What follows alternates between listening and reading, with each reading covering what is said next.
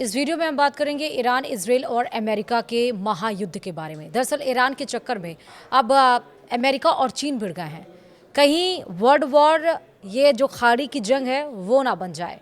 नमस्कार, आप देख रहे हैं न्यूज़ 18। मैं हूं आपके साथ श्रुति श्रीवास्तव।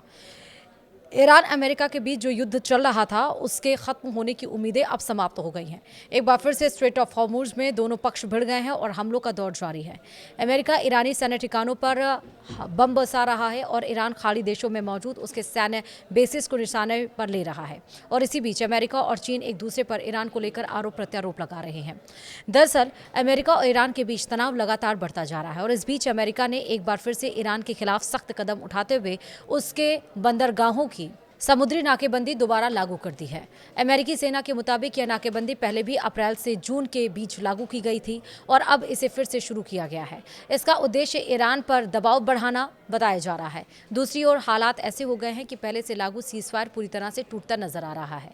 अमेरिका ने लगातार चौथे दिन ईरान के कई सैन्य ठिकानों पर हमले किए हैं। इसके जवाब में क्षेत्र के कई हिस्सों में हमलों और धमाकों की खबरें सामने आई।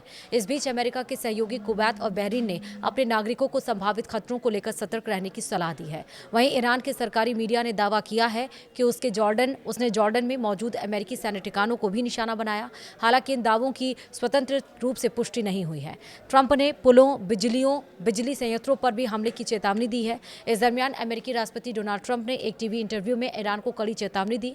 उन्होंने कहा कि यदि तेहरान जल्द बातचीत की मेज पर वापस नहीं आता है तो अगले सप्ताह अमेरिका ईरान के पुलों और बिजली संयंत्रों पर हमला कर सकता है। वहीं ट्रंप पहले भी इस तरह की चेतावनियां दे चुके हैं और उन्हें अक्सर बातचीत के दरमियान दबाव बनाने की रणनीति माना जाता है।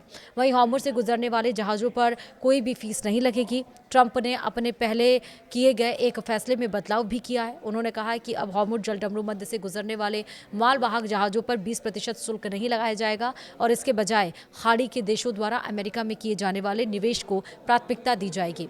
इस फैसले को क्षेत्रीय सहयोग बढ़ाने और व्यापारिक तनाव कम करने की कोशिश के रूप में देखा जा रहा है।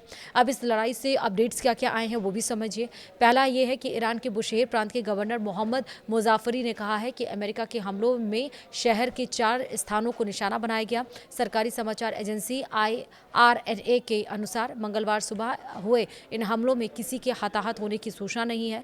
गवर्नर ने बताया कि सभी राहत और बचाव एजेंसियों को अलर्ट पर रखा गया है और फिलहाल शहर में स्थिति शांतिपूर्ण बनी हुई है। वहीं संयुक्त राष्ट्र में चीन के राजदूत सुन लेई ने अमेरिका पर ईरान पर बड़े सैन्य हमले करके पूरे क्षेत्र को एक बार फिर से खतरनाक स्थिति में पहुंचाने का आरोप लगाया है। सुन लेई ने यह बयान तब दिया है जब संयुक्त राष्ट्र में अमेरिका के राजदूत माइक वॉल्टेज ने आरोप लगाया कि चीन ईरान और यमन तक सामान की आपूर्ति रोकने के लिए पर्याप्त कदम नहीं उठा रहा है। चीन ने इस आरोप को पूरी तरह से बेबुनियाद बताया है। सुन लेई ने कहा है कि चीन ऐसे निर्यात पर सख्त नियंत्रण रखता है। उन्होंने ये भी कहा कि फिलहाल सबसे जरूरी है कि अमेरिका मध्य पूर्व में नए संघर्ष और अस्थिरता पैदा करना बंद करे।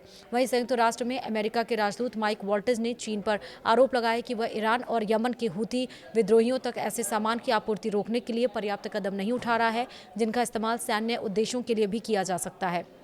वहीं संयुक्त राष्ट्र सुरक्षा परिषद में बोलते हुए वॉल्टेज ने कहा कि ईरान और चीन की कुछ कंपनियों ने हूथियों पर लगाए गए संयुक्त राष्ट्र के हथियार प्रतिबंध से जुड़े प्रस्ताव का उल्लंघन किया है, लेकिन इसके बावजूद उनके खिलाफ कोई प्रभावी कार्रवाई नहीं हुई। वहीं जहाज़ों की निगरानी करने वाली कंपनी कपलर के अनुसार अमेरिका की समुद्री नाकेबंदी लागू होने से पहले मंगलवार को हॉर्मुज जलडमरू मध्य से गुजरने वाले जहाज़ों की संख्या बढ़ गई है। आंकड़ों के मुताबिक इस दौरान गुजरने वाले 11,000 जहाज़ों में से 9 ईरान से जुड़े व्यापारिक मार्ग का इस्तेमाल कर रहे थे।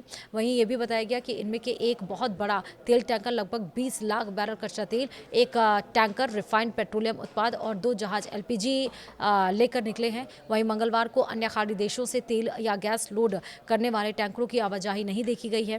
अमेरिकी सेना की ओर से ये बताया गया है कि ईरान के खिलाफ 7 घंटे तक चले अभियान में अमेरिकी लड़ाकू विमानों, ड्रोन और नौसैनिक जहाज़ों ने सटीक हथियारों का इस्तेमाल करते हुए ईरान की मिसाइल और ड्रोन ठिकानों, नौसैनिक क्षमताओं और तटीय रक्षा प्रणालियों पर हमला किया है। उसका उद्देश्य ईरान की वाणिज्यिक जहाजरानी और नागरिक जहाज़ों के चालक दल को खतरे में डालने की क्षमता को और ज़्यादा कमज़ोर करना था और ये हमले उसी दिन किए गए जिस दिन अमेरिकी बलों ने ईरानी बंदरगाहों और तटीय क्षेत्रों से आने जाने वाले जहाज़ों के खिलाफ नौसैनिक नाकेबंदी फिर से शुरू की है। वहीं सेंटकॉम की ओर से कहा गया है कि अमेरिकी बल सतर्क हैं और पूरी तरह युद्ध के लिए तैयार हैं। वीडियो में इतना ही। नमस्कार।